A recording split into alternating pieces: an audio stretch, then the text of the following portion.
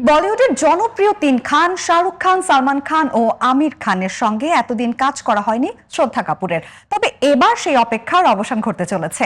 নতুন এক সিনেমায় প্রথমবারের মতো আমির খানের সঙ্গে জুটি বাঁধছেন তিনি। এই নিয়ে বিস্তারিত থাকছে এবারের আয়োজনে।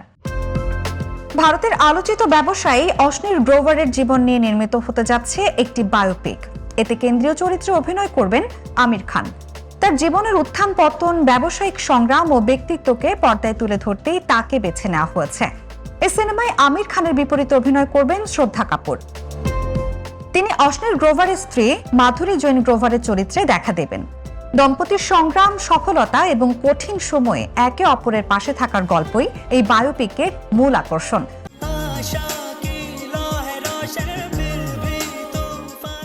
তবে বয়সের ব্যবধান নিয়ে ইতিমধ্যে সামাজিক মাধ্যমে আলোচনা শুরু হয়েছে।